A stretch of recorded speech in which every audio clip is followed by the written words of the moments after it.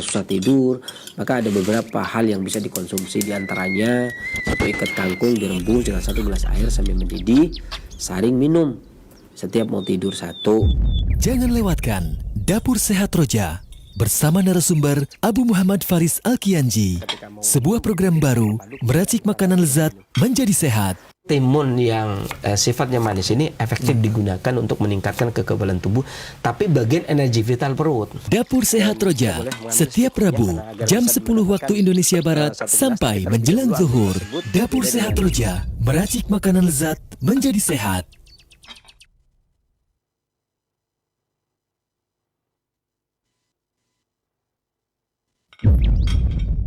Dapur Sehat Roja. Kesembuhan itu binillah, atas izin Allah Subhanahu wa taala.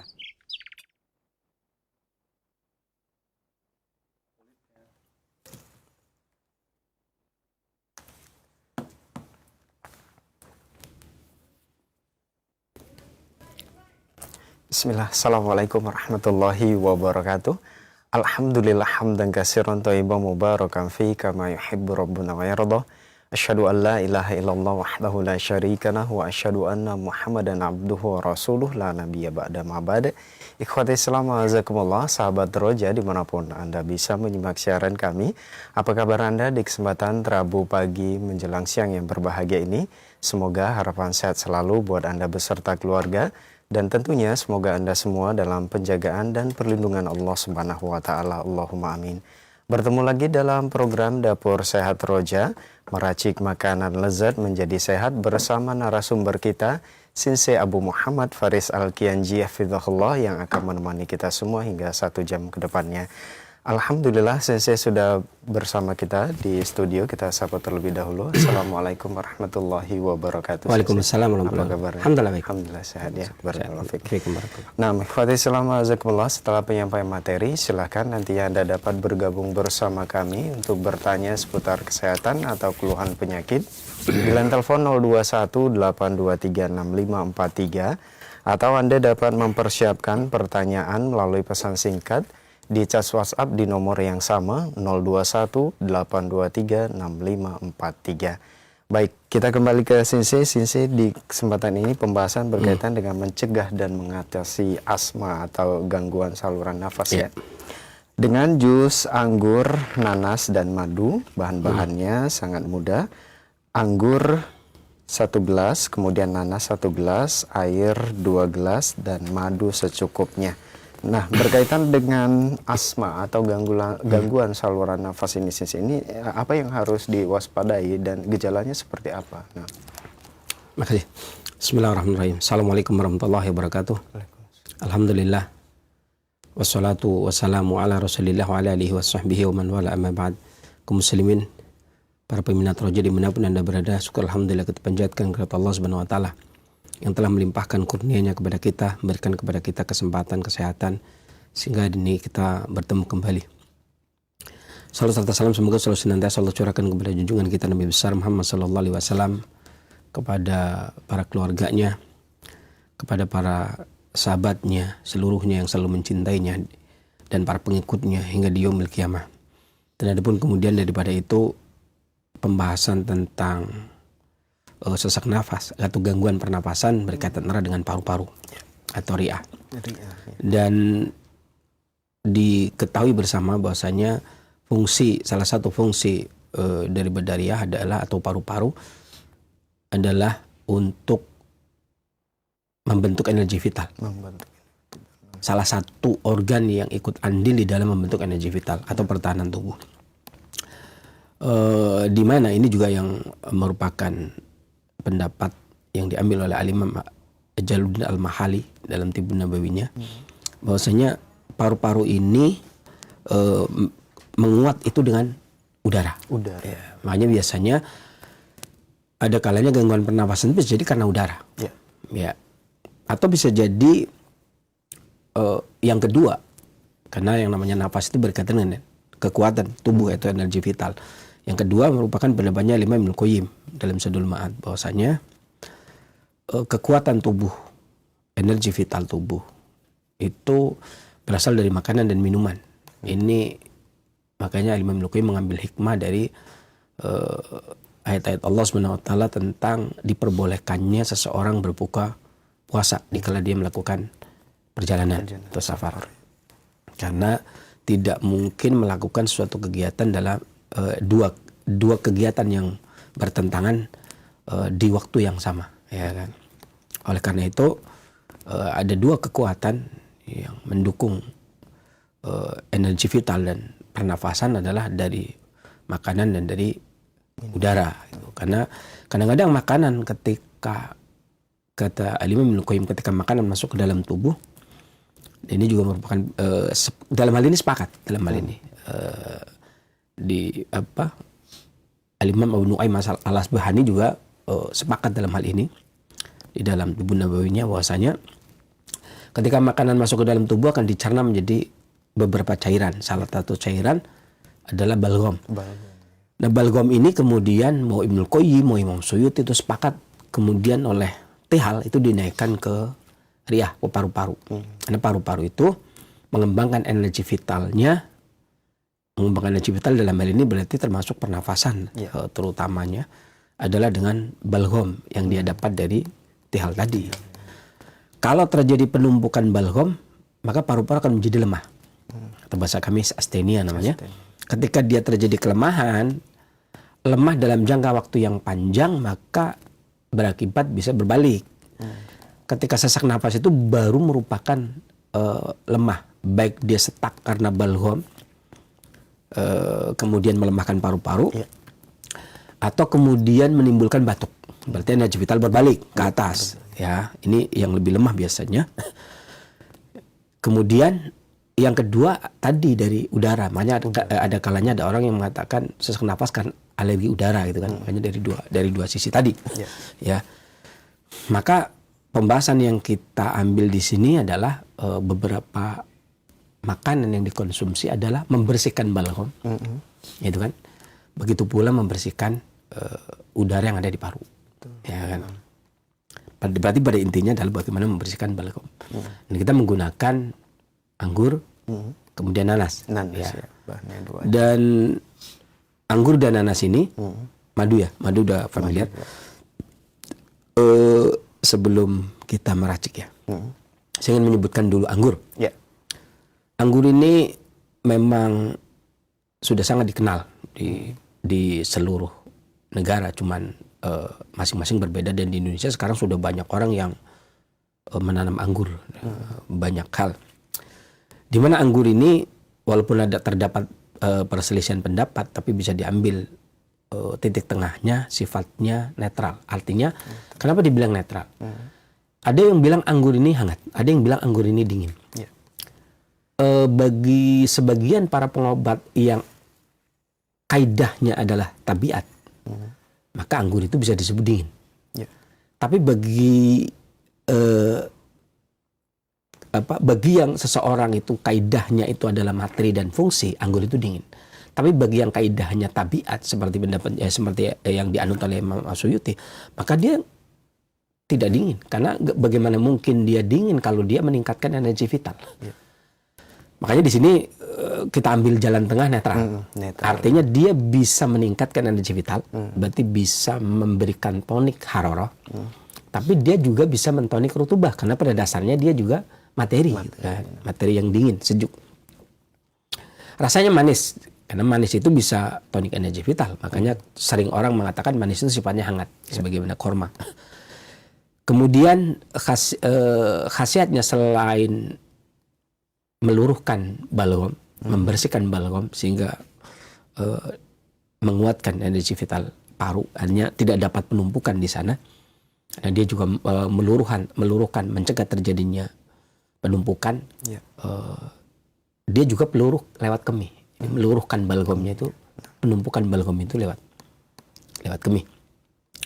Dan dapat pujian dari beberapa ahli, diantaranya Imam Ibnu Qayyim berkata bahwasanya buah anggur itu dapat memperbaiki tubuh, kemudian memberi nutrisi yang baik, ya adalah salah satu dari 3 raja buah. Buah lainnya diantaranya korma, lentin, ya kan. Kemudian juga membantu mengatasi ruam atau erupsi kulit karena gangguan paru, karena kelemahan paru. Jadi bukan cuma paru, tapi kalau para pengobat klasik itu kan beranggapan bahwasanya kulit itu masuk wilayah kekuasaan paru-paru. Iya. Jadi kalau seorang kulitnya kusam berarti masalah di paru. Makanya kadang-kadang kalau ada orang TBC atau orang terkena gangguan paru biasanya kulitnya kusam. Nah, makanya dia mengatasi paru sampai ke kulitnya. Gitu. Kemudian mempelancar air seni karena dia mendorong balgomnya lewat air seni. Kemudian pada wanita dia menenangkan janin. Yang hamil, maksudnya yang lagi hamil. Kemudian mencegah sembelit, kemudian membersihkan darah yang ada di hati. Ya, ini membuat kerjasama antara paru-paru dengan hati, darah dan energi menjadi harmonis. Kemudian membantu fungsi ginjal untuk membersihkan esensinya. Jadi baik untuk pria dan wanita, baik untuk pembentukan sel darah dan merupakan antivirus dan anti kanker serta mencegah kerusakan gigi dan menurunkan kadar kolesterol dalam darah. Dan ini selain yang lagi mau kita bahas ini, selain untuk gangguan sesak napas dan penguatan paru, selain untuk menguatkan paru, ya. Dan tadi anggur itu kan nanti ada yang dikeringkan, kalau dikeringkan namanya kismis. Ya. Kalau ini yang segar, ya, kita pakai yang segar. Kemudian kalau ada pertanyaan, apakah anggur yang dikeringkan itu tidak bisa? Bisa, tapi nanti prosesnya beda. Direbus ketika dulu dikeringkan, nanti prosesnya direbus bersama dengan teh, biji-bijian dan seterusnya. Jadi nggak kalau ini kan nanti di blender. Kemudian nanas. Nanas ini walaupun diakui berasal dari Amerika Selatan dan menyebar ke daerah tropis dan subtropis, tetapi pada kenyataannya di daerah Pemalang saja kadang-kadang tumbuh di bebatuan. Ya, nanas di Beluk, Randu Dongkal itu bahkan saya lihat kadang-kadang sebagai pagar rumah. Jadi agak aneh juga kalau tumbuh di situ kok asalnya bukan dari kita gitu kan. Padahal Nyonya Kloppenburg itu juga seorang wanita berkebangsaan Belanda. Dia menulis buku tahun 1912. Dia menulis tentang nanas selain mengatasi gangguan sesak nafas, membersihkan paru, ya. Dan kata dia digunakan oleh orang-orang pribumi. Ini zaman dulu 12. Jadi belum ada Indonesia, 1912. Dibilang pribumi itu digunakan untuk mengatasi berbagai gangguan penyakit, ya. Entah itu bahkan sampai nanas itu dikirim ke Eropa. Ini ngomong orang Belanda. Makanya kalau nanas berasal dari Amerika, saya agak bingung juga gimana caranya. Padahal nanas itu kata Nyonya Kloppenburg itu sampai disimpan bahkan dikirim ke Eropa. Gimana ceritanya? Gimana caranya Amerika mengirim ke sini kemudian Eropa lebih dekat Amerika harusnya ya. Gitu.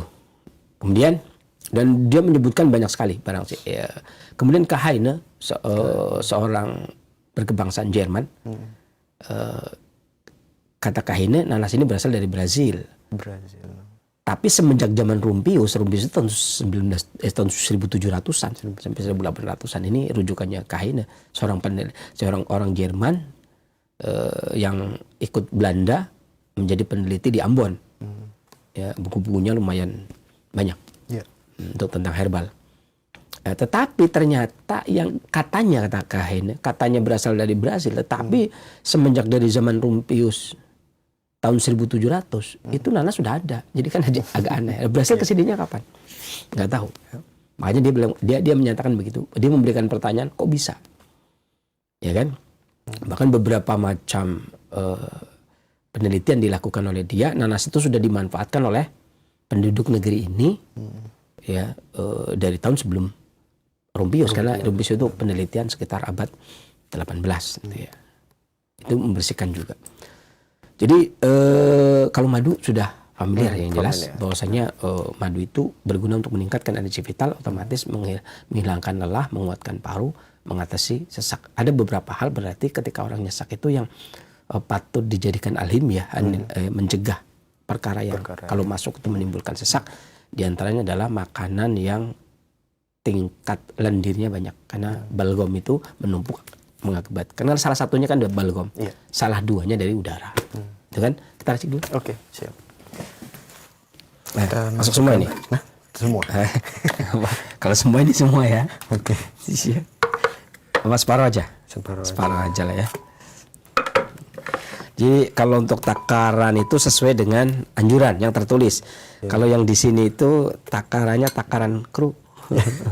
Yang ada di sini. Jadi mohon maaf. Dianjurkan tadi setengah gelas Ya, betul. Oke. Jadi kalau jangan curiga, oh ya ini kok banyak banget di situ, anjurannya kok segitu. Ah ini porsinya beda. Ya. Porsi yang ditungguin sama porsi yang ya. Sip. Nah, Oke. ini tambah biji ya. Kita masukkan Ya. semua. Iya. Ini blend langsung.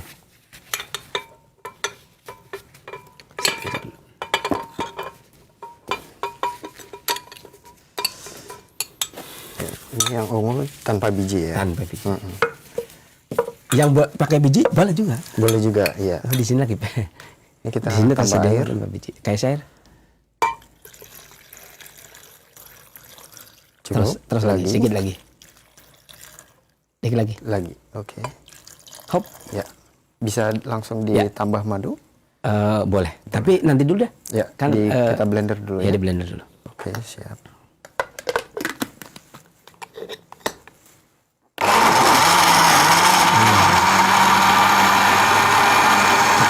Ya.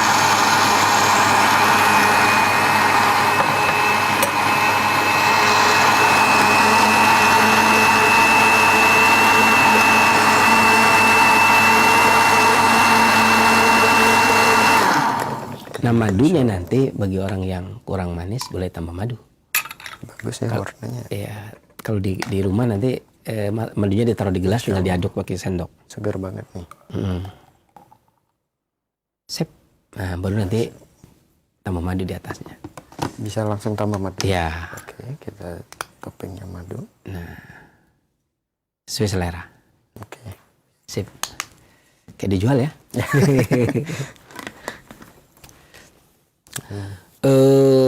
Sebelum lebih jauh saya membahas tentang kaitan rentetan tabiat gangguan saluran napas. Ada saya bacakan buku acuan sediaan herbal yang diterbitkan oleh Badan POM Republik Indonesia. Bepom. Volume kedua edisi pertama tahun 2006. Ya. Yang ada kolektor itu sukanya edisi pertama. Jadi kalau nggak di cetakan pertama itu kayak kurang gitu kolektor itu gitu. Ya. Yang pertama yang disebutkan di sini untuk gangguan pernapasan kalau herbal ini untuk herbalis. Kalau ini kan untuk dapuris. Ya. Itu untuk kaum dapur. Ya kalau ini untuk herbalis. Yang direkomendasikan di buku acuan sediaan herbal oleh Badan POM itu yang pertama daun sendok. Daun sendok. Jadi daun sendok itu disebutkan di sini bisa digunakan untuk mengatasi gangguan pernapasan termasuk batuk dan sesak nafas. Sesak nafas. Ya. Di sini juga sebenarnya disebutkan dilaporkan dapat mengurangi absorpsi beberapa mineral seperti kalsium, magnesium, tembaga dan seng, kemudian vitamin B12, glikosida jantung dan kumarin. Ya, kemudian juga pada penelitian toksisitasnya atau racunnya belum diketahui, artinya dia herbal yang tidak beracun. Ya, aman maksudnya. Ya. Ini yang pertama. Dan ini sudah dilakukan penelitian untuk gangguan pernapasan. Yang melakukan penelitian adalah Hertrani T dan Pramono S tahun 2001. Selain untuk gangguan pernapasan juga untuk efek antioksidan, flavonoid, yakni dengan menggunakan daun sendok. Ya. Penelitian dilakukan di Fakultas Farmasi Universitas Gadjah Mada Jogja. Kemudian yang kedua juga diteliti oleh Kasahara Sin tahun 1986. Ini media ya. Medical Health Index PTSC Indonesia Jakarta. Ini media ya. Ini juga melakukan penelitian tentang daun sendok digunakan untuk gangguan pernapasan. Yang kedua, bagi herbalis juga bisa menggunakan Nigella sativa, habatus soda. Habatus Ya. jintan. Habatus soda. Habatus soda ini banyak digunakan karena di antara kandungan yang diteliti adalah minyak asiri, glukosida saponin, zat pahit, kemudian minyak lemak, glisin, besi, kemudian leusin dan seterusnya yang bisa digunakan untuk mengatasi gangguan pernapasan. Biasanya penggunaannya dengan cara dikunyah, kemudian minum air hangat. Ya, ini bagi herbalis. Dan kontraindikasi belum diketahui, artinya nggak ada kontraknya. Ya. Ya. Tapi yang penting jangan kebanyakan. Ya. Kemudian Kemudian kalau ini baru berdasarkan hasil pembicaraan dengan mahasiswa Turki yang melaporkan bahwa bijinya telah dimanfaatkan sampai Asia Tengah, Afrika Utara dan India. Biji habatus sauda ini dimanfaatkan bahkan bukan cuma untuk, kalau di sana itu bukan cuma untuk obat, tapi juga untuk roti dan cake. Roti dan cake. Ya, sebenarnya di sini juga ya lapis juga. Iya. Kalau orang-orang jamaah biasanya bikinnya pakai itu. Kemudian yang berikutnya adalah kayu manis. Kayu manis. Di sini dilaporkan bahwasanya kayu manis juga digunakan untuk mengatasi gangguan sesak napas, gitu. Dan selain itu, dia juga memiliki aktivitas antibakteri, antifungal, jamur. Dari minyak asiri telah dibuktikan secara in vitro, minyak asiri dari kayu manis ini bermanfaat untuk bukan cuma untuk gangguan sesak nafas, tapi juga untuk membunuh beberapa bakteri. Kemudian juga untuk kontraindikasi, pemakaian tidak dianjurkan apabila ada demam yang tidak diketahui sebabnya. Juga orang-orang ibu hamil di sini disebutkan seperti itu. Itu tidak boleh. Di sini berdasarkan penelitian yang banyak, beberapa perpustakaan yang banyak, perpustakaannya banyak banget nih. Padahal cuma 3 biji, tapi perpustakaannya sampai 48 buku yang dirujuk baik dari dalam luar negeri, tapi rata-rata dari luar negeri. Kemudian rata-rata farmakope ini, farmakope. Kemudian juga Musa balbasian, yakni buah pisang batu. Buah pisang batu. Ya. Ini juga digunakan untuk mengatasi gangguan sesak nafas yang sudah dilakukan penelitian oleh Nurwening, L. Ngatijan dan Pramono tahun 93. Dan juga ditulis menjadi tesis tahun 52 di Universitas Gadjah Mada. Secara sendiri Pramono Santoso juga di tahun 91 melakukan uji klinis tentang pisang kelutuk mentah. Pisang batu, kelutuk. Di Pusat Penelitian Obat Tradisional di Universitas Gadjah Mada. Ya. Sedikit lagi saya bacakan. Kemudian juga yang belum pernah disinggung ya, ini laporan dulu di Departemen Pendidikan Kebudayaan, karena dulu waktu itu Timur Timur masih menjadi, karena ini tahun 92, Timur Timur masih bagian kita, makanya dia nyetorin nih. Ini buku lama yang sudah nggak mungkin lagi karena Timur Timur udah beda. Jadi tahun 92 ini cetakan pertama ya, ini cetakan pertama. Sudah buku susah dicari karena pengobatan tradisional di Timur Timur yang dilaporkan ke Indonesia ini Departemen Pendidikan dan Kebudayaan. Asma, gejala sesak nafas terasa sakit pada bagian kiri kanan rongga dada, badan panas dan sering batuk. Resep yang digunakan di Timur Timur adalah patikan kebo, sama aja dengan Jawa sebenarnya, menggunakan patikan kebo. Itu ya yang digunakan adalah ini. Di sini disebutkan ada Bapak Benyamin Massa yang menggunakannya sebagai tabib di sana. Kemudian Ibu Isabel Norona yang sebagai tabib di sananya. Ini artinya sesak nafas itu pemerintah kita itu sudah menulis tentang pengobatannya. Saya ambil Timur karena saya sudah tidak perlu yang dari Kalimantan, yang dari Jawa itu banyak sekali. Timur aja udah nyetorin. Masih ada waktu? Masih. Beberapa hal yang berkaitan dengan sesak nafas. Gangguan sesak nafas. Itu bisa disebabkan karena reak dingin mengganggu paru, artinya balgam dingin. Makanya saya katakan tadi penyebab utamanya adalah balgam. Habis itu yang dari dalam, yang dari kita sendiri. Habis itu baru dari udara.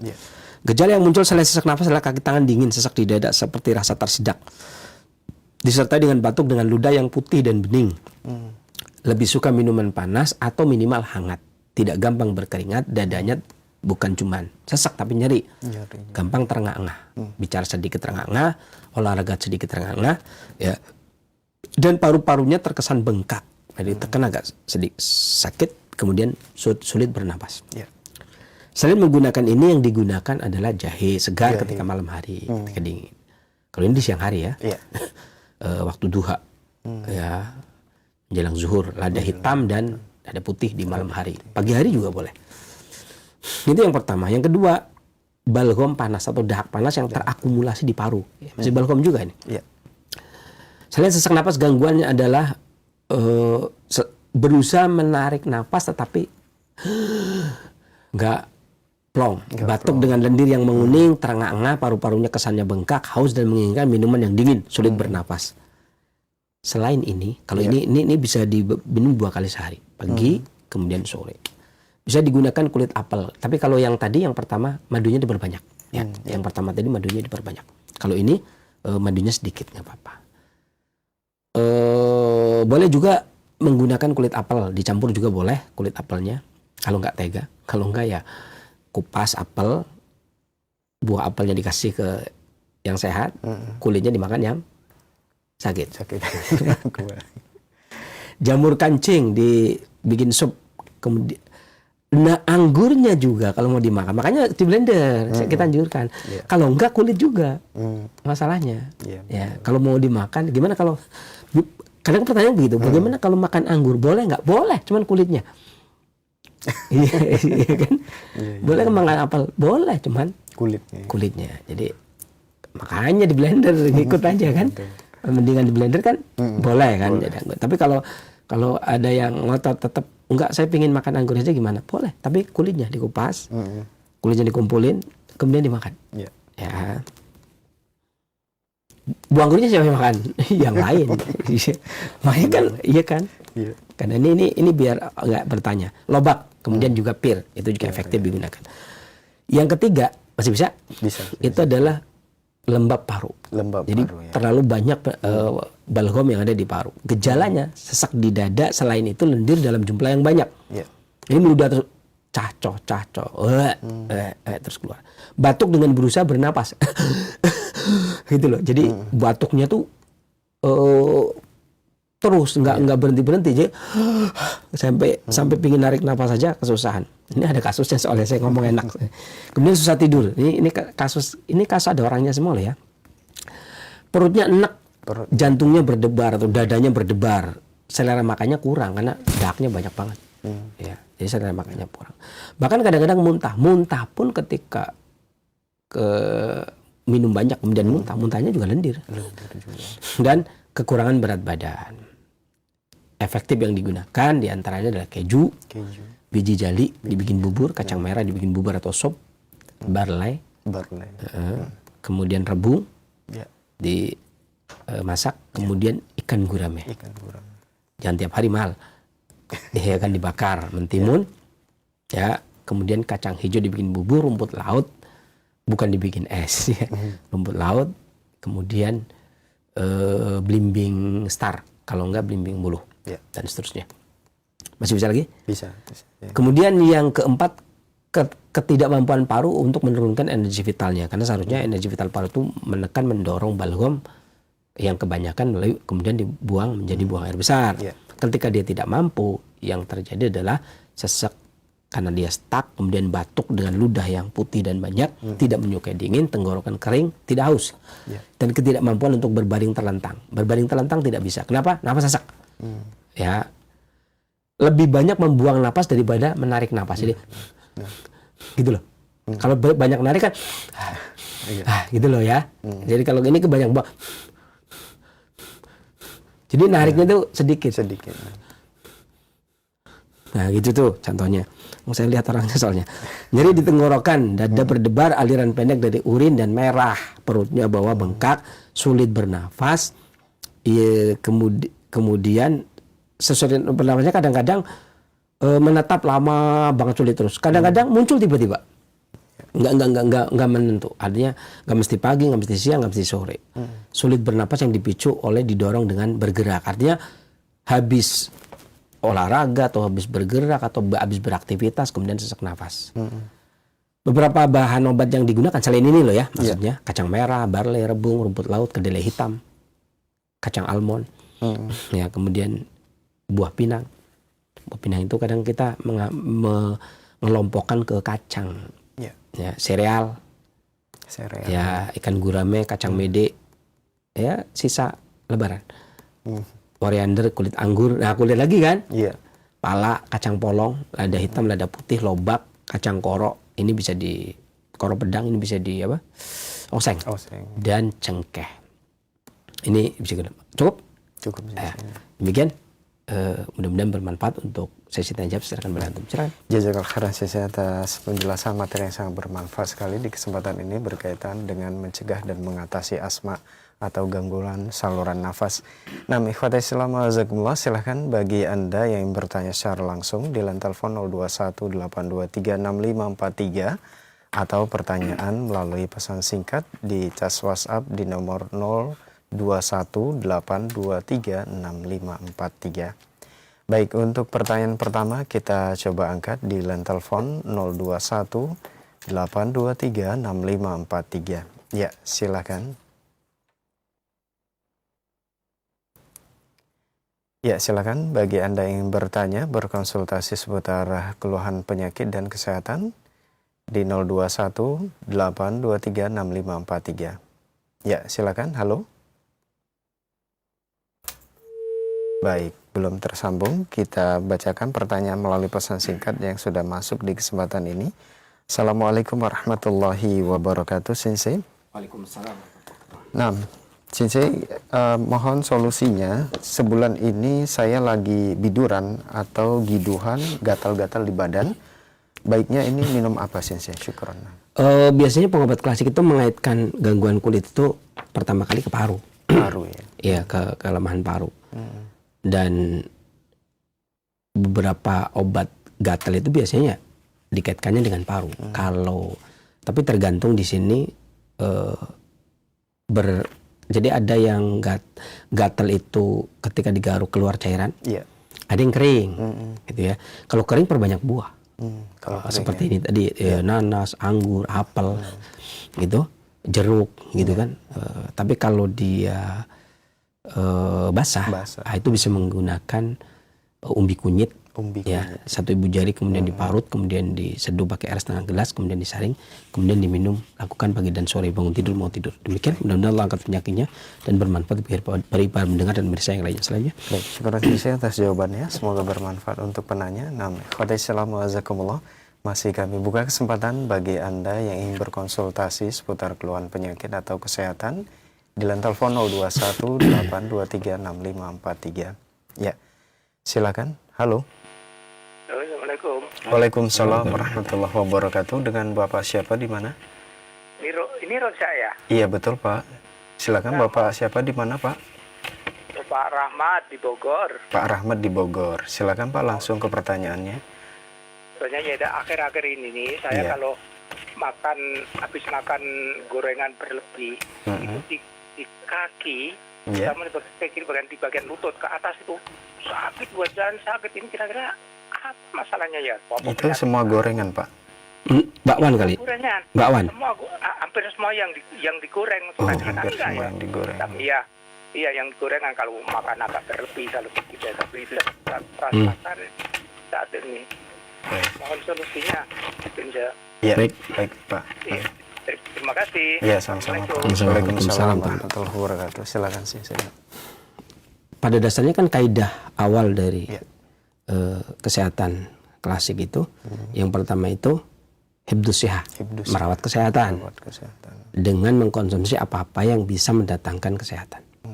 Kemudian yang kedua al-himya anil mudi, menjaga diri atau berpantang dari apa-apa yang masuk ke dalam tubuh kemudian memberikan penyakit. Kemudian baru yang ketiga istifraq. Ini yang disebutkan oleh Imam Al-Qayyim, disebutkan oleh Imam Al-Qurtubi. Imam Al-Qurtubi mengatakan kaidah pengobatan itu ada 2. Yang pertama adalah al-himyah. Tetap al-himyah ikut. Al-himyah anil mudi, menjaga diri atau berpantang dari segala sesuatu yang kalau dilakukan itu menyakitkan. Sementara yang kedua adalah ad-dawa, obat. Jadi beda versi tapi tetap saja al-himyah itu tetap ikut. Mau Imam Suyuti al-himyah juga ikut. Jadi mau kedokteran barat atau kedokteran timur apapun itu pasti al-himyah ikut, berpantang itu pasti. Ya. Apalagi disebutkan oleh Hafidz Ibnu Katsir bahwasanya wa kulu wasrabu wa la tusrifu, makan minumlah kalian jangan berlebih. Dan ini merupakan separuh ayat ini merupakan pokok daripada ilmu pengobatan. Ya, pokok pengobatan dalam makan minum tidak berlebih. Ini tadi bilang berlebih, obatnya jangan berlebih. Karena ketika seseorang itu sakit karena kelebihan, obatnya al-himyah. Alhimiyah itu berarti menahan diri. Menahan diri. Berpantang menahan diri. Ya. Jadi kadang-kadang ada orang ya, saya kalau banyakan minum manis gulanya naik. Nah kalau enggak. Jangan minum. Saya kalau banyakan makan gorengan atau makan apalah ini, makanan apa-apa yang disebutkan, saya nyeri lutut misalkan. Nah, kalau nggak makan, enggak. Jadi jangan. Karena dan ini merupakan pilihan yang digunakan oleh Imam Al-Qayyim. Seseorang tabib, seorang tabib yang bergerak di dalam pengobatan, di bidang pengobatan, itu jangan buru-buru ngasih obat. Seorang tabib yang pandai, jadi jangan ngajak saya jadi bodoh. Gitu. Seorang tabib yang ahli, kata Ibnu Qayyim, seorang tabib yang ahli adalah tidak terburu-buru memberikan obat ketika ada seorang sakit. Akan tetapi seorang tabib yang ahli adalah kalau bisa diberikan makanan. Atau 3 kaidah tadi. Pertama, hibdus sihah. Hibdus sihah itu adalah seperti yang kita sebutkan ini, makanan dan minuman yang kemudian bisa mengatasi gangguan. Jadi kalau memang bisanya dia berbantang, ya sudah. Memang sakitnya karena memang tidak berbantang, berarti harus dibantang. Kaidah ini juga disebutkan oleh Imam Al-Qayyim dalam Ighatsatul Lahfan. Kata beliau, bahkan kaidah tentang pengobatan badan ini itu sama dengan kaidah pengobatan kolbu. Di mana kaidah pengobatan kolbu, kata beliau di Ighatsatul Lahfan, juga yang pertama hibdul kuwah, kata beliau. Kalau badan kan hibdus sihah, kata beliau. Hibdul kuwah. Jadi melakukan perintah Allah untuk menguatkan keimanan, kata beliau. Nah, sementara yang kedua sama, nggak dirubah. Al-himya anil mudi. Menjaga diri dari perkara-perkara yang mendatangkan dosa, artinya meninggalkan larangan. Ya. Yang ketiga, kalau di badan itu istifraq, mengosongkan materi yang rusak, kata Imam Al-Qayyim. Yang ketiga itu taubat.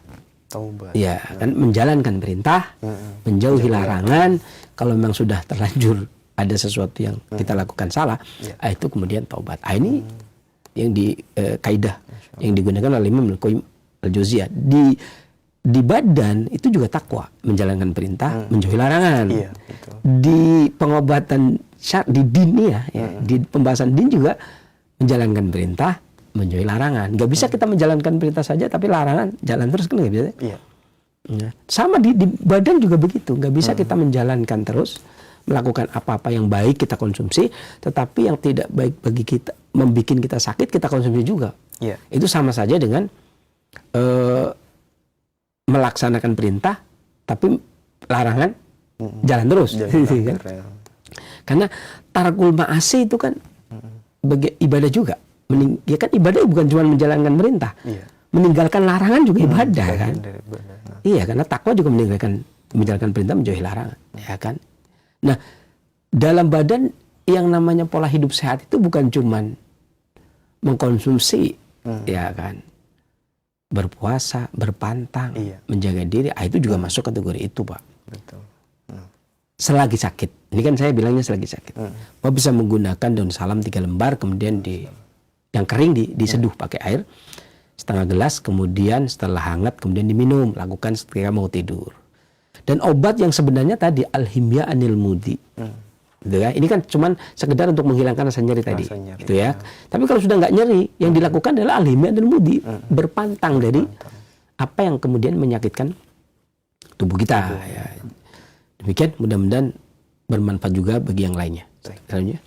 Baik, jazakallahu khairan atas jawabannya. Semoga bermanfaat untuk penanya Pak Ahmad yang berada di Bogor. Nah, masih kami buka kesempatan di line telepon 0218236543 bagi Anda yang ingin berkonsultasi seputar keluhan penyakit atau kesehatan. Ya, silakan. Assalamualaikum warahmatullahi wabarakatuh. Waalaikumsalam warahmatullahi wabarakatuh. Umu Abdillah di Mamuju, Sulawesi ya. Ya, naam. Iya, silakan Umu. Saya ini sudah hampir 1 bulan ini batuk berdahak, saya mohon solusinya, saya. Baik. Assalamualaikum. Waalaikumsalam warahmatullahi wabarakatuh. Ya, wahyakin. Nah, silakan. Ibu bisa menggunakan Ibu bisa menggunakan seujung jari kelingking ibu ya. Bukan kelingking yang bapaknya. Sejari kelingking ibu kencur. Kemudian dikupas dulu, kupas. sekitar seujung jari kelingking ini. Ujung itu berarti ruas pertama. Ruas pertama. Ya, ruas pertama dari atas. Ya, kemudian dikunyah, kemudian minum pakai air hangat. Ya. Saat malam mau tidur, minum air garam. Kalau nyesek, kalau masih batuk-batuk terus ya, itu minum air garam yang hangat, garam kasar diseduh secukupnya. Persis kayak masak saya kasinan lah, minum aja sedikit. Setiap mau tidur agar longgar, batuknya reda, kemudian bisa tidur. Demikian, Mabdillah di Mamujum, mudah-mudahan Allah angkat penyakitnya dan bermanfaat bagi para pendengar dan pemirsa yang lainnya selanjutnya. Baik, jazakallah khairan atas jawabannya. Semoga bermanfaat untuk penanya Ummu Abdillah yang berada di Mamuju, Sulawesi. Nah, masih kami buka kesempatan di line telepon 0218236543. Ya, waalaikumsalam. Ya, waalaikumsalam warahmatullahi wabarakatuh. Dengan Ibu siapa di mana? Dengan hamba Allah, Pak, di Jakarta. Ya, Ibu mohon maaf sebelum dilanjutkan dikecilkan terlebih dahulu volume televisi atau radionya. Ya. Saya mau nanya, Pak, saya udah berapa hari ini, Pak? Iya. Ini, Pak, di pipi saya seperti ada bercak-bercak sampai mengering. Bercak-bercak itu di pipi saya sebelah kanan. Panas, perih, Pak, di pipi saya sebelah kanan, di kulit. Di kulit dekat bibir, dekat pipi. Panas, gatal. Pak, di ketiak juga seperti itu, Pak, seperti koreng-koreng, Pak. Tapi koreng-korengnya itu kering dan gatal banget, Pak. Iya. Terus Pak, udah berapa dalam 2 bulan ini, haid saya aneh, Pak. Haid saya yang kemarin bulan Ramadan keluarnya juga lumayan banyak. Sampai saya udah berhenti haid 4 hari, 5 hari, terus haid lagi 2 hari. Terus haid lagi karena saya takut itu bukan istiadah. Akhirnya saya nggak puasa kurang lebih 11 hari lah saya nggak puasa, zaman, Pak. Berarti haidnya berapa hari total? Hah? Haidnya berapa hari total? 11 kurang lebih. 11. Baik. 11 hari itu berhenti, Pak. Pertama pertengahan Ramadan saya haid kurang lebih 4 hari 5 hari. Terus saya berhenti sebentar, agak 2 hari, agak 4 hari lah. Terus saya haid lagi 2 hari keluar berhenti. Sehari keluar berhenti. Karena keluar lagi sampai menjelang takbiran saya nggak puasa kan. Jadi kalau lebih 11 hari saya nggak puasa gitu, Pak. Baik. Tapi tunggu. Di bulan Syawal ini, sesudah Lebaran, mungkin karena saya udah makannya udah macam-macam yang saya makan kan, habis Lebaran. Segala macam sudah itu saya beberapa hari itu sudah Lebaran, saya haid sedikit-sedikit. Saya menganggap itu isi azal, tapi saya tetap sholat gitu, Pak. Jadi, berapa hari? Oke, ini udah seminggu lebih nih, Pak. Keluar dikit-dikit, tapi darahnya bukan darah kental, darah encer. Cukup? Udah ada seminggu lebih nih, Pak. Udah mau 10 hari sering keluar, Pak, gitu, Pak. Baik, Ibu, mohon ditunggu jawaban dari sisi. Iya, sama-sama. Waalaikumsalam warahmatullahi wabarakatuh. Sebenarnya sebagaimana saya katakan tadi juga, bahwasanya gangguan kulit kalau dalam ilmu pengobatan klasik, ilmu kesehatan klasik dikaitkan dengan dari paru. Dan ini dari paru. Iya. Ini dari suaranya itu dari paru. Karena diagnosa itu bisa dengan suara, bisa dengan melihat dengan mata. Inasyam awal basol, dengan mata bisa, dengan penglihatan bisa. Dengan mata dan penglihatan itulah yang digunakan untuk bertanggung jawab, ya, mempertanggungjawabkan pendapatnya. Adapun haid tadi yang 11 hari ya. Jadi rata-rata para pengobat klasik itu, bukan rata-rata, memang semuanya, semua pengobat klasik itu punya mengikuti pendapatnya. Kalau pendapat mazhab Hambali itu dari kitab-kitab fikihnya Al-Imam Ibnu Qudamah Al-Maqdisi kayak Al-Kafi, kemudian Umdatul Fiqih, kemudian yang besar Mughni kemudian juga dari Manhajus Salikinnya Syekh Nasir As-Sa'di, kemudian fikihnya Syekh Shalih Fauzan, ya, fikih ringkasnya Syekh Shalih Fauzan. Itu juga punya pendapat bahwasanya haid itu maksimal 15 hari. Maksimal 15 hari. Mulaqas fikih ya. Kemudian dari mazhab Syafi'i seperti Takrib, kemudian juga Fathul Qorib, kemudian Fathul Mu'in, ya, kemudian bahkan di kitabnya Imam An-Nawawi, Rawdatul Muhibbin, ya, Rudutul Ibn, ya.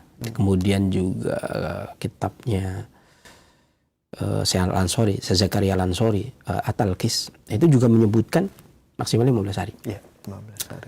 Jadi biasanya kami para pengobat itu haid itu kalau belum 15 hari itu belum dihentikan.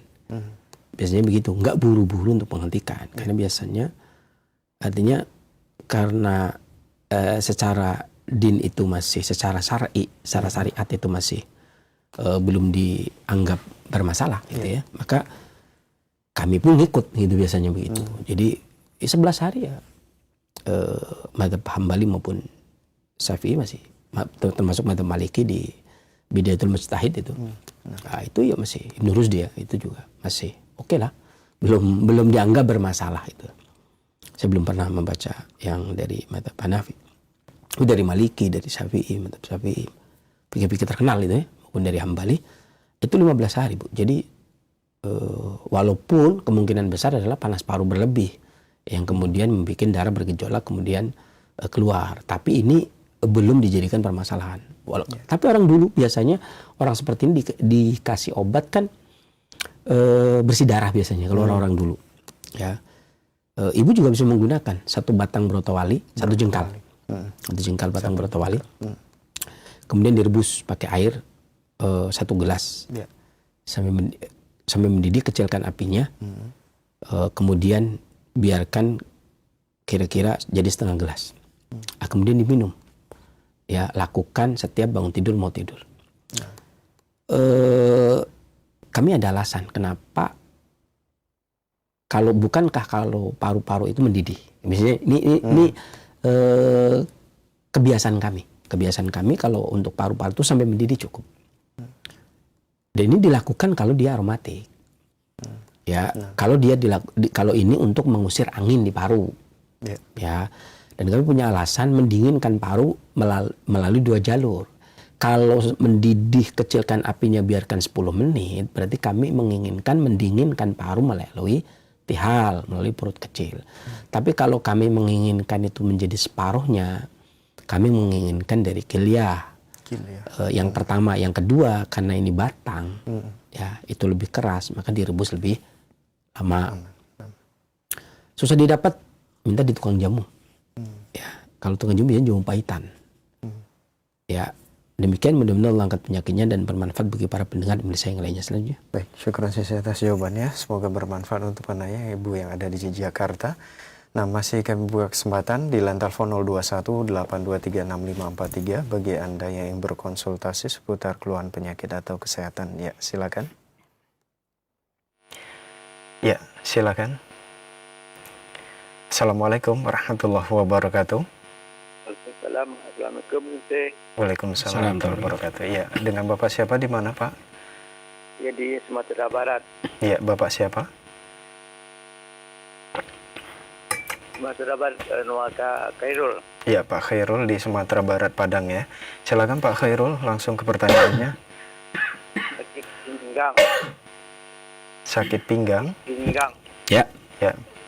Sakit pinggang juga gatal sampai ke kepala, telinga bingung. Telinga berdenging. Iya, baik. Kemudian Pak? Bingung. Iya, bingung. Cukup? Kemudian sampai lutut kaki ya. Ya. Baik. Usia berapa Pak? Hah? Usianya berapa? 63 tahun. Berapa Pak? 63 tahun. 63 tahun. Senior ya? Baik. Terputus, tapi sudah bisa kita ini ya. Pertanyaan silakan. Senior kita? Iya, 63 tahun. 63 senior. Ya. Kurang berapa? 13 lagi. Silakan Sisi. Iya, senior berarti. Bapak bisa menggunakan apel hijau, kemudian di blender agar dapat sekitar minimal setengah gelas, maksimal 3/4 gelas. Kemudian diminum. Lakukan waktu duha antara jam 9-an sampai habis asar. Ya. Ya, 2 kali sehari. 2 kali sehari. Nah. Begitu Pak. Demikian mudah-mudahan Allah angkat penyakitnya dan bermanfaat bagi para pendengar dan pemirsa yang lainnya. Selanjutnya. Baik, jazakallahu khairan saya atas jawabannya. Semoga bermanfaat untuk penanya Pak Khairil yang ada di Sumatera Barat, Padang. Nah, masih kami buka kesempatan di line telepon 021-823-6543. Ya, silakan. Ya, silakan. Halo, Assalamualaikum. Waalaikumsalam Waalaikumsalam. warahmatullahi wabarakatuh. Dengan Bapak siapa di mana? Pak Slamet, Jakarta Barat. Pak Selamat di Jakarta Barat. Silakan Pak Selamat. Selamat. Pak Selamat, dikecilkan dulu Pak Selamat televisi atau radionya. Oke, siap. Ya. Siap. Bentar, ya. Ya, Assalamualaikum Pak Ustadz. Udah bagus suaranya? Ya, alhamdulillah sudah Pak Selamat. Langsung ke pertanyaannya. Pak Ustadz, ini saya mau hanya rada di luar tema ya, sedikit ini, tapi masih tentang kesehatan. Saya itu udah mau sebulan ini, kebetulan puasa dapat 1 minggu, saya itu ditabrak orang naik motor dan sudah ke patah tulang dan ke tukang urut, ke dokter. Itu keadaannya tuh baik-baik saja, nggak ada yang patah atau apa gitu loh. Nggak ada luka luar, tapi di dalam kaki kiri kanan saya itu berasa masih linu sampai saat ini. Bahkan saya alhamdulillah lebaran pertama itu bisa berdiri dari kamar dari kamar mandi, baratnya titik paling jauh sampai ke depan ruang tamu gitu. Tapi untuk saat ini belum bisa beraktivitas seperti biasa. Gimana ya Pak Ustaz, ada solusi? Keluhannya apa, Pak? Kenapa? Keluhannya apa? Keluhannya kaki saya kok masih kayak linu gitu kiri kanan. Linu ya? Telapaknya sama di betis kiri kanan masih linu gitu. Jawab. Baik, mohon ditunggu jawaban dari Sensei Pak. Oke, siap. Ya. Assalamualaikum. Waalaikumsalam warahmatullahi wabarakatuh. Silakan Sensei. Untuk yang kesekian kalinya, jadi kami nggak ada ustadz di sini, nggak ada ustadz. Ya, baik kawan saya maupun saya di sini nggak ada ustadz. Memang Roja seringnya dipanggil ustadz. Dia semua yang ada di sini itu ustadz, dipanggilnya ustadz. Enggak di sini sebagaimana layaknya di tempat-tempat lain. Ya mesti ada ustadznya, ada nggak ustadznya, gitu kan. Nggak mungkin kemudian jadi Roja adalah ustadz semua dari semua level, enggak. Dan salah satu buktinya adalah kita berdua. Ini bukan ustadz nih. Ya. Dan banyak kok yang acara anak-anak juga nggak ada ustadznya ya. Iya, acara nanti dikira ustadz juga. Enggak, jadi acara dokter juga bukan ustadz. Ya, yang ustadz ya ustadz. Nanti yang bahas kajian-kajian itu biasanya ustadz. Ada beberapa hal yang menarik untuk diperhatikan Bapak dan sekalian peminat Roja. Di antaranya ketika seseorang itu kecelakaan, kemudian benturan, seringnya orang itu akan langsung kepada simptomnya atau sumbernya yang sakit. Saya ada kisah. Dulu saya ada tamu, merawat seorang tamu dari Riyadh. Ya, selama lebih kurang 19 hari lah ya. Dari Riyadh. Itu pertama kali saya bertemu itu tahun sekitar berapa? 2011 atau 2011? Iya, 9 ya. Kemudian ketika saya cek, saya diagnosa, kemudian saya katakan 11 tahun yang lalu, kalau nggak keliru diagnosa saya, ada kecelakaan. Ada benturan hebat yang kemungkinan besar adalah kecelakaan. Nggak mungkin dibenturkan sendiri kan. Kemudian beliau ingat. Oh iya benar. Betul, 11 tahun yang lalu kata dia. Kami kecelakaan. Jadi naik bus, kemudian busnya guling. Ya, kecelakaan. Tahu sendiri. Diharap kalau bus jalan, tahu sendiri kencang. Nggak ada jalan 60, nggak ada. Orang kosong jalannya. Mau tol, mau apa, jalan kosong. Oh, iya benar, benturan. Saya bilang, karena ada benturan tulang. Tapi udah dioperasi, udah dilakukan. Artinya beberapa tahun kemudian baru dia mulai terasa. Lah pas ketemu saya itu tahun ke-11. Hal itu dikarenakan ketika seseorang itu benturan, rata-rata tabib, mau itu dokter barat, tabib mau itu pengobat timur, itu rata-rata sebagian besar, kebanyakan obat tradisional pun di dalam hal ini misalnya yang pijit lah, yang itu dia akan langsung mana yang kebentur, ya kan? Kalau lutut ya lutut yang dia garap. Ya kalau udah bagus dicek misalnya bagus ronsen lah apa segala macam bagus sudah selesai. Ada beberapa yang menurut kami ini pendapat kami. Boleh diambil boleh enggak artinya karena bukan pendapat umum ya, enggak pendapat kebanyakan. Tapi ini juga pendapat dari para walian. Walian itu adalah seorang tabib yang hidup dari zaman Erlangga Kahuripan, dari zaman Singosari, Ken Arok, dari zaman Majapahit, Raja Wijaya. Ini dulu namanya walian, baru di zaman Demak disebut tabib. Ya, setara dengan tabib adalah walian namanya. Ini pendapat, bahkan pendapat Roga Santaka di zaman Sriwijaya ini punya pendapat bahwasanya ketika seorang mengalami benturan itu pasti bukan cuman fisik yang kena, betul kan? Terkejut itu bagi yang kolbu juga kena. Maka biasanya organ secara tabiat itu yang akan berubah adalah kolbu dan kilyah. Kolbu dan kilyah. Sering diterjemahkan secara sporadis, secara umum adalah jantung dan ginjal. Jantung dan ginjal. Ya, kenapa? Karena ginjal yang menguasai tulang. Karena dia tuannya tulang, dia yang memberikan sumsum ke tulang. Ke tulang, kemudian ke dimak. Makanya kata Imam Ibnu Qayyim, fa inna dimak wa huwal muh. Otak itu ya sumsum. Begitu. Otak itu ya sumsum. Di mana nanti otak itu yang memberikan sumsum ke tulang. Nah, kalau sudah bicara otak di sini, berarti ketika ada kejutan itu loh ya. Oh iya kan, otomatis dia terkejut. Nah, terkejut itu yang kena itu dua organ. Kolbu dan kilyah. Karena terkejut itu kaget bercampur dengan kecelakaan kan. Ya kan, nggak mungkin bahagia kan. Ya, mesti ada takutnya kan. Takut apa? Gitu kan. Makanya terkejut itu ada takutnya. Ya, kecuali terkejut dapat hadiah itu. Sambil ketawa. Itu beda lagi ya.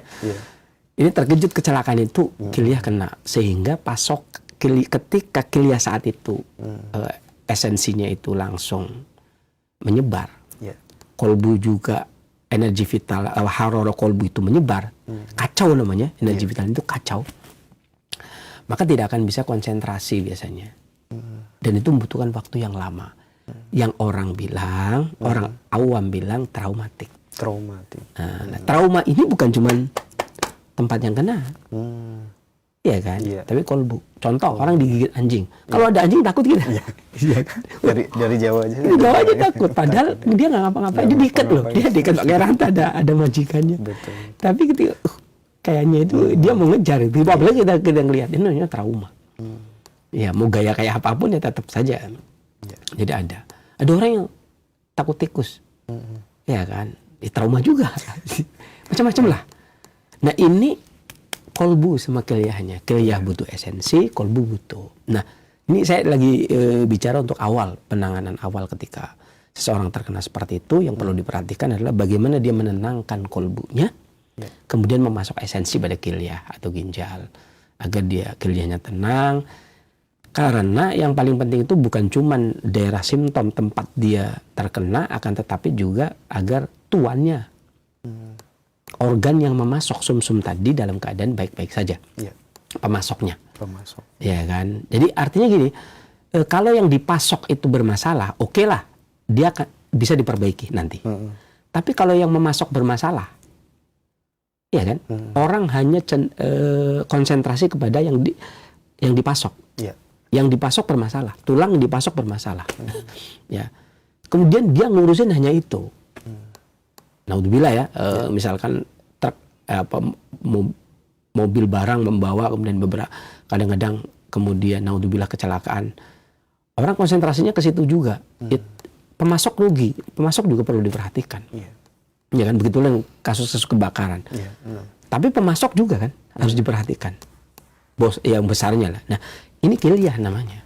Nah, kilyah itu butuh dipasok esensi. Makanya saya ingin memasok ini nih yang belum.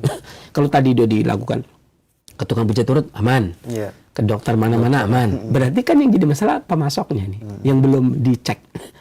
Saya punya pendapat berarti kemungkinan besar pemasoknya belum dicek. Makanya pemasoknya dulu kita perbaiki pemasoknya. Buah dan sayur termasuk bagus untuk esensi ginjal. Di antaranya adalah apel hijau. Apel hijau. Ya, apel hijau juga efektif digunakan untuk ginjal, menguatkan energi vital ginjal. Termasuk daun salam, apel hijau, nanas, anggur, ya demikian.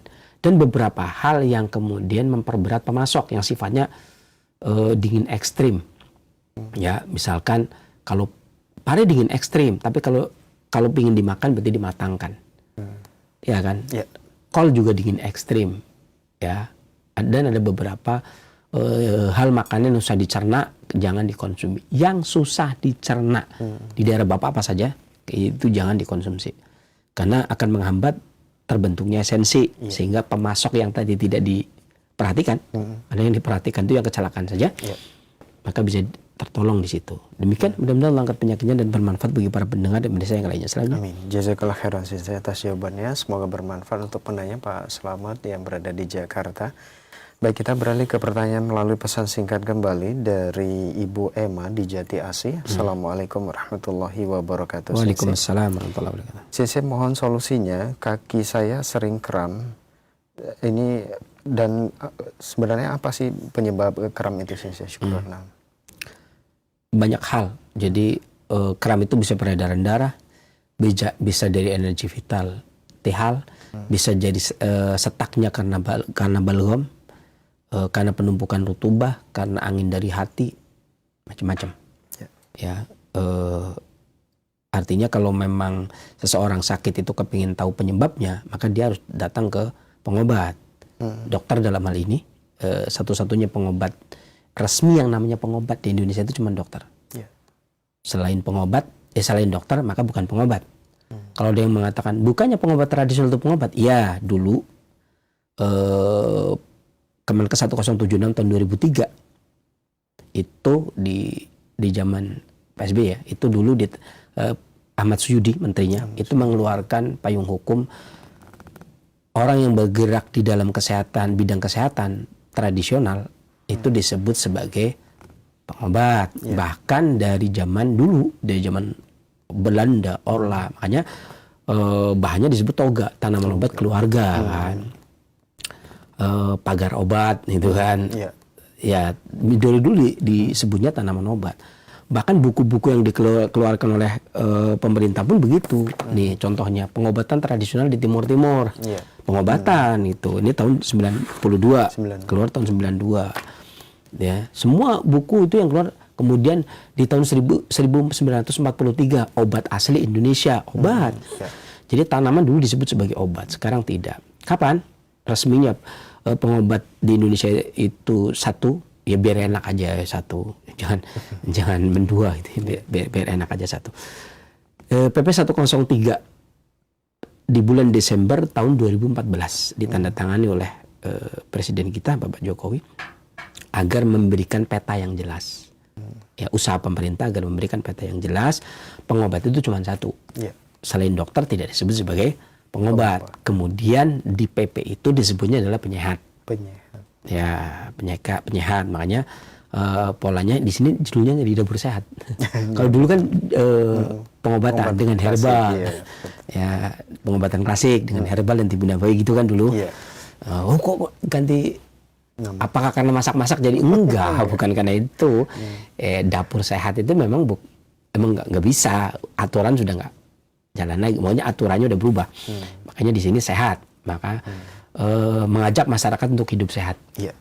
Gitu ya, dengan makanan dan minuman. Ya, tidak perlu obat. Kami juga nggak bisa mengeluarkan obat. Apa yang disebut obat. Makanya dulu juga kalau buku-buku lama juga obat di sini disebutnya di buku yang dikeluaran pengobatan di kementerian juga ya obat judulnya. Gitu. Walaupun disebutnya diterbitkan oleh Badan Pengawas Obat dan Makanan ya obat. Kemudian di sini juga ditulis tentang obat radang, obat rematik, obat saluran napas, obat saluran kemih, obat hepatoprotektor. Disebutnya juga obat di sini. Tapi PP 103 2014 dirubah.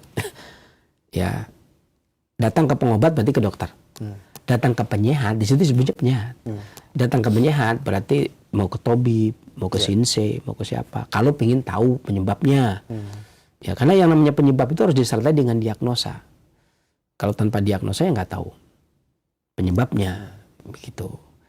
Dan ini yang kadang-kadang kenapa para praktisi tibu nabawi itu seringnya tidak melakukan diagnosa tetapi mengikuti diagnosanya dokter gitu ya, atau diagnosa yang Cina gitu ya. Karena memang di bukunya, kalau mereka itu hanya belajar di bukunya Al-Imam Ibnul Qayyim, itu di situ tidak ada diagnosa, nggak ada. Tapi Ibnul Qayyim itu menaruh diagnosa di kitab lain.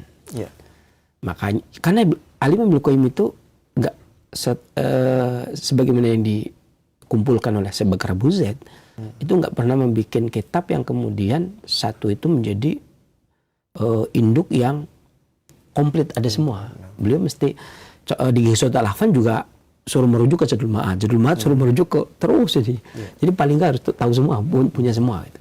Seperti itu.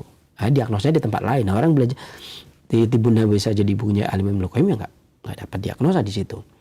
Di bukunya Imam Suyuti ada diagnosa. Yang As-Sawi itu ada diagnosa. Kemudian di bukunya Al-Mahali ada diagnosa. Di beberapa ada diagnosa. Itu perlunya diagnosa. Kalau memang membutuhkan diagnosa apa sih yang menjadi penyebab.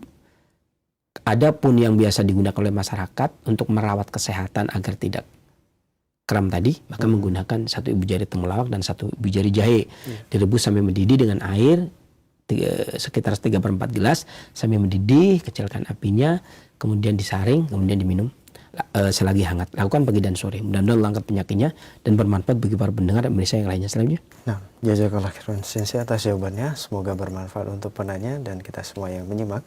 Pertanyaan berikutnya dari Ibu Diana di Bogor. Assalamualaikum warahmatullahi wabarakatuh. Waalaikumsalam. Sensei, usia saya 41 tahun. Keluhan ada nyeri saraf di area bokong sampai ke betis. Kadang mau jongkok dan berdiri atau melakukan gerakan sholat itu terasa nyeri. Mohon solusinya Sensei. Ini saya sudah bahas dari berapa puluh tahun yang lalu. Dari tahun nggak enak, dari tahun 2009. Sebelumnya malah itu saya sudah pernah bahas. Ada dua yang saya anjurkan biasanya. Ibu bisa menggunakan ekor kambing dibagi tiga, potong bagi tiga. Yang sepertiga digunakan direbus, gunakan untuk 2 kali. Rebus pakai air 2 gelas, ya. Kemudian direbusnya itu sampai menjadi 1 gelas, saring bagi 2, minum pagi dan sore. Dan sepertiga yang lainnya bisa digunakan untuk hari kedua dan hari ketiga. Dan di masyarakat lain juga ada yang menggunakan tanaman beluntas. Beluntas itu dari akar satu tanaman beluntas. Itu kemudian direbus seakar-akarnya, sebatangnya, sedaunnya, kemudian direbus dengan air 3 gelas sampai mendidih, kecilkan apinya biar jadi 3,5. Saring bagi 2, sekali minum berarti 3/4 gelas. Lakukan pagi dan sore. Demikian, mudah-mudahan Allah angkat penyakitnya dan bermanfaat bagi para pendengar dan pemirsa yang lainnya. Selanjutnya. Nah, jazakallah khairan Sensei atas jawabannya. Semoga bermanfaat untuk penanya. Pertanyaan berikutnya dari Ummu Abdillah di Jawa Tengah. Assalamualaikum warahmatullahi wabarakatuh Sensei. Waalaikumsalam. Sensei, usia saya 54 tahun. Sudah sebulan ini badan saya terasa gatal-gatal, terutama di bawah mata kaki dan punggung kaki. Dan di belakang telinga berair. Nyenyehen kata orang Jawa. Nyenyeh. Mohon solusinya Sensei. Jazakallah khairan. Sedikit-sedikit saya bisa bahasa Jawa. Ya. Jadi tadi saya sebenarnya gatal itu sudah saya jelaskan kaitannya dengan paru-paru. Dibutuhkan udara segar, dibutuhkan juga makanan-makanan yang sayur. Yang seperti sayur, seperti buah yang dikonsumsi. Di antaranya yang lagi kita bahas juga termasuk membersihkan paru dan membersihkan darah, sehingga bisa digunakan juga untuk mengatasi gangguan gatal. Makanya kunyit umbinya juga sering digunakan untuk eksim, untuk gangguan penyakit gatal yang lainnya. 1 ibu jari kunyit, kemudian diparut seduh pakai air setengah gelas, saring, air panas, saring, kemudian minum selagi hangat. Lakukan pagi dan sore. Mudah-mudahan Allah angkat penyakitnya dan bermanfaat bagi para pendengar dan pemirsa yang lainnya. Selanjutnya. Syukran Syekh atas jawabannya, dan itu merupakan pertanyaan kita terakhir di kesempatan ini. Mungkin ada sebagai ikhtitam atau penutup, silakan. Ya. Menyinggung soal musim. Ya. Dalam perhitungan, kemarin saya dapat informasi dari kampung, beberapa orang yang pelajar pemula, ya, maksudnya bukan pelajar pemula, orang-orang generasi di bawah bapak saya. Karena dulu bapak saya itu kalau masalah musim itu beliau guru besar ya.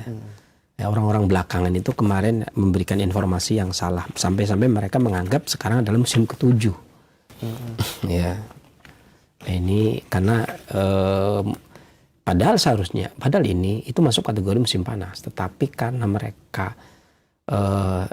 salah tanda. Ya. Jadi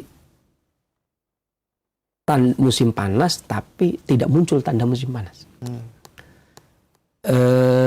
Tapi bukan berarti muncul tanda musim semi, enggak. Jadi para ahli, biasanya para ahli yang di daerah pantai itu kan tahu tuh. Itu sampai bingung menetap, ini musim apa sih? Kemudian mereka menetapkan musim ini. Kemarin saya dapat berita dari ibu saya, katanya ini musim ini.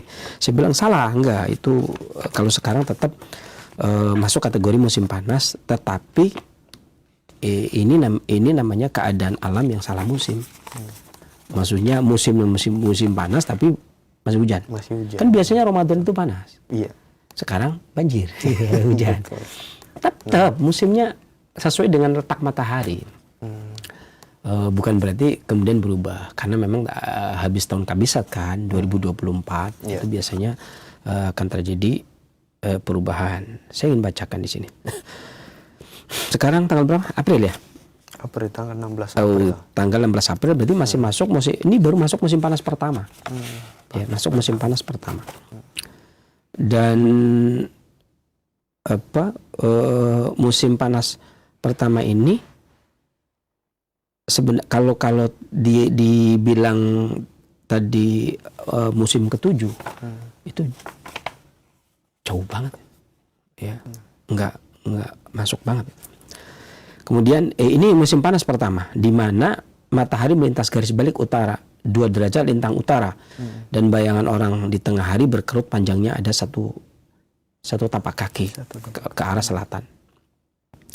Biasanya orbitnya berotasi sekitar 24 hari dari tanggal kemarin, perubahannya dari tanggal 26 Maret sampai 18 April. Ditandai dengan angin bertiup dari arah tenggara ke barat laut. Ya, ini orang daerah saya nih biar dengar. Dimana makanya disebutkan di situ kalau candranya itu pujiannya itu pintu gerbang tertutup di dalam kolbu hati. Berakhirnya musim penghujan, peralihan musim dari hujan ke kemarau disebut musim mareng atau musim takhir dalam setahun. Walau terkadang masih turun hujan tetapi tidak lebat. Musim ini dari 26 Maret tadi ya.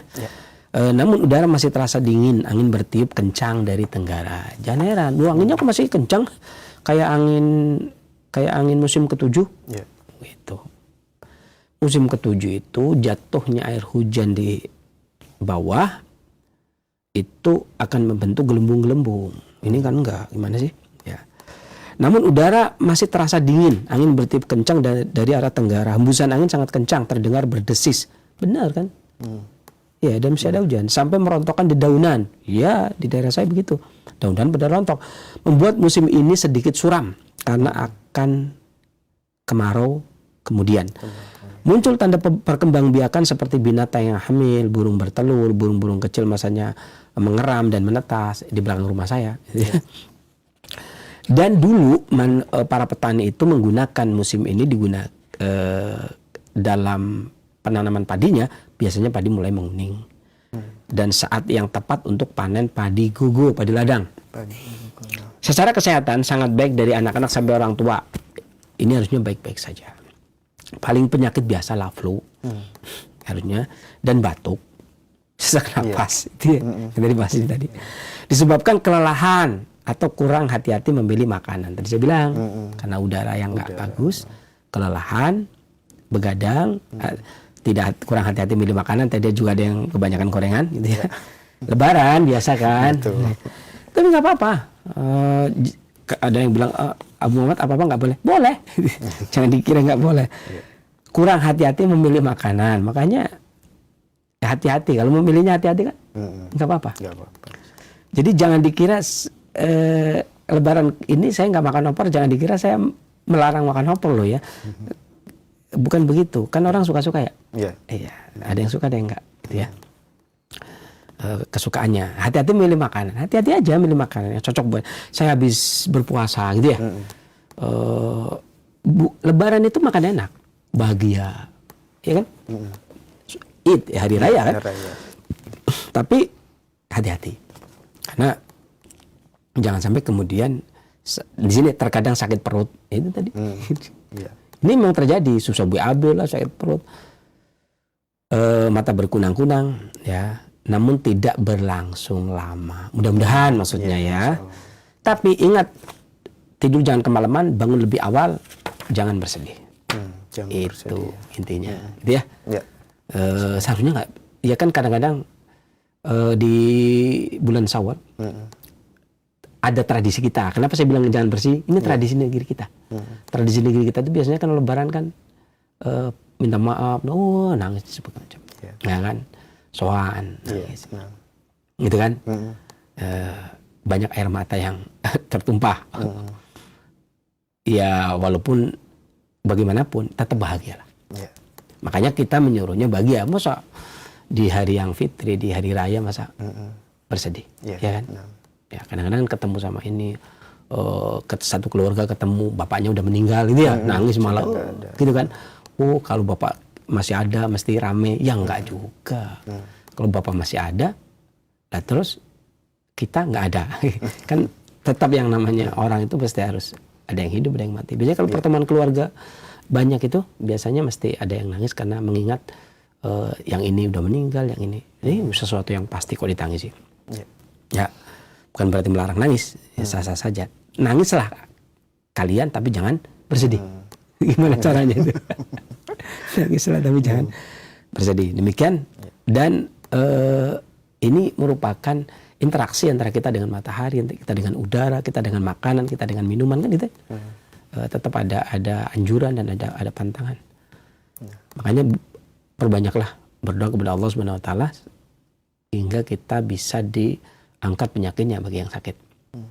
Ya kan? Yang sakit diangkat penyakitnya dan mudah-mudahan yang sehat nggak sakit. Begitu kan? Karena Allah yang turunkan penyakit, Allah yang ini menjadi bab di Sahih Bukhari kan? Bab mangzal dan ilang sifan. Bab Allah turunkan penyakit, Allah turunkan obatnya. Ini fikirnya Bukhari kan dari judulnya. Bab Allah turunkan penyakit, Allah turunkan obatnya. Allah yang turunkan penyakit, Allah pula yang menurunkan obatnya. Ini hadis yang diriwayatkan Imam Bukhari dan dijadikan menjadi bab di dalam kitab Sahih Bukhari. Karena demikian, maka jangan kemudian menyandarkan diri kepada apa yang diberikan oleh manusia semuanya. Mau tabib, mau pengobat, mau penyehat dan sebagainya, hanya sekedar memberikan upaya menjaga kesehatan dan mengatasi sakit serta kembali sembuh seperti sedia kala. Adapun yang menyembuhkan jangan lupa tetap saja Allah Subhanahu wa taala. Hak prerogatif Allah Subhanahu wa taala. Demikian, mudah-mudahan bermanfaat. Saya kira bila taufiq hidayah. Alhamdulillah. Assalamualaikum warahmatullahi wabarakatuh. Waalaikumsalam warahmatullahi wabarakatuh. Terima kasih, jazakallahu khairan, barakallahu fikum, kepada guru kita Sensei Abu Muhammad Faris Alkianji hafizahullah atas ilmu yang sangat bermanfaat. Demikian ikhwati Islam wa jazakumullah, program Dapur Sehat Roja, meracik makanan lezat menjadi sehat. Semoga apa yang telah kita simak dengarkan dapat kita fahami dengan baik dan benar. Dan bagi Anda yang diuji sakit oleh Allah, tetaplah bersabar, berikhtiar dan berdoa karena kesembuhan dari Allah Subhanahu wa taala. Semoga Allah Subhanahu wa taala selalu memberikan kesehatan kepada kita semua. Amin ya rabbal alamin. Kami yang bertugas pamit undur diri. Mohon maaf atas segala khilafan. Terima kasih. Jazakumullahu khairan wa barakallahu fikum atas kebersamaan Anda. Wabillahi taufiq wal hidayah. Subhanaka Allahumma wa bihamdika asyhadu an la ilaha illa anta astaghfiruka wa atubu ilaik. Selamat beraktivitas. Wassalamualaikum warahmatullahi wabarakatuh. Dapur Sehat Roja. Kesembuhan itu bismillah, atas izin Allah Subhanahu wa taala.